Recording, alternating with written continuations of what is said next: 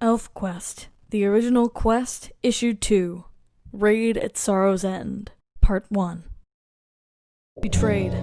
Tricked into the wrong passageway by the vengeful trolls, the Wolf Riders confront not a promised woodland refuge, but a sun-scorched scene of utter desolation. Cutter, don't blame yourself. We all underestimated the treachery of the trolls. It's my fault, lad. If the truth be told, picking those caught me off guard. Your father would have tied me in knots for letting that happen. My father had a rotten temper. May the High Ones keep his soul.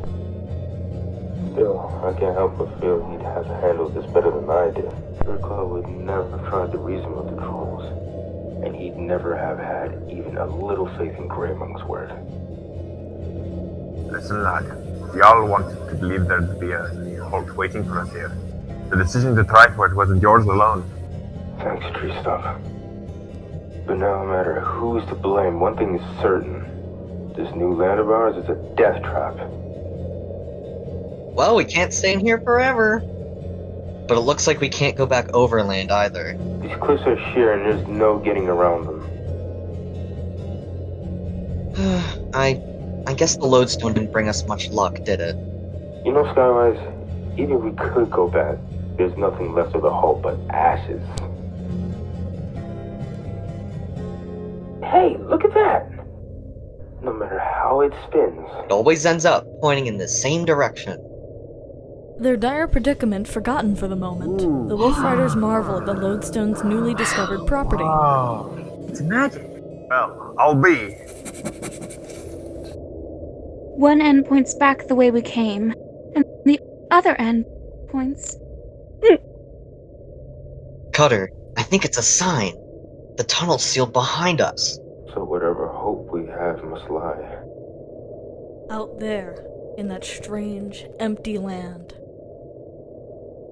But maybe it's not so empty. Surely the trolls never explored it. Not in that sun. Right. They led us here hoping we'd die of starvation and thirst. But there could be food and water beyond those hills. Couldn't there, Cutter? Maybe Nightfall. Maybe. Skywise, will the sun set? Cutter asks. Yes, Answers his friend. that at least we can depend on. Then we will cross this land as a cool of night. Decides Cutter. The lodestone may yet bring us luck. Darkness comes at last, and with it, an unexpected bitter cold. The desolate, open spaces and infinite sky above are overpowering to these little folk who have dwelt lifelong in wooded shelter. Only Skywise does not flinch from the piercing brilliance of the stars. Only he feels more wonder than fear. Cutter, I think I've discovered the secret of the lodestone's magic. Look up. There, see? The hub of the great sky wheel. The only star that remains fixed, while all the others whirl around it. See how it pulls at the lodestone? I guess so. Beckley said the big rock we chipped it from fell from the sky. Could the lodestone be a piece of that star? It could be. I'm going to mark one end so we can always tell our direction. Careful! You don't know what evil magic you may release. There's nothing evil in the stars, Cutter. Or in anything that comes from them. Shortly before daybreak, the Wolf Riders make camp, lacing their leathern cloaks together to form a shade.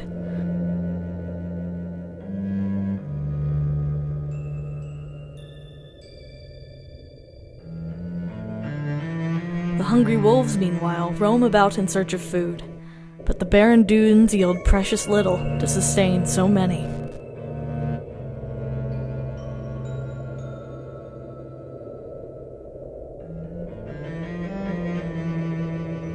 As it must, sunrise comes, and soon the merciless sands are ablaze with an all-consuming heat. Though hardy and strong in their forest domain, the Wolf Riders have never faced extremes such as this. Sunset at last. There's never been a longer day. Break camp. It's time to move on. Tonight's the true test, Skywise. The heat has drained us all, and we've not enough water left to make one full skin. Don't worry, the lodestone will guide us. We've come a long way already, and we're holding up pretty well, considering. All except Redlands. He's not complaining, but I know the humans hurt him inside somehow. He may not last another day. By the wandering stars, am I imagining things? Scouter, get your hawk's eyes up here. There, in the distance. What do you see? Mountains! cries Scouter. Mountains! Praise the high ones. Soon we'll see trees again. Don't be hasty, Moonshade. Listen, all of you. We've sighted a range of mountains, but they're still a long way off. We've got to make our water last as long as possible. At the sight of his tribe's gaunt and weary faces, a grim resolve grips Cutter. They'll reach the mountains alive. Even if it's my blood they must drink. The night wears on in deadly silence. No one speaks, for words would only grate through parched throats, causing more misery. In all the vast, arid land, only the labored panting of the wolves is heard as Cutter's valiant tribe presses on.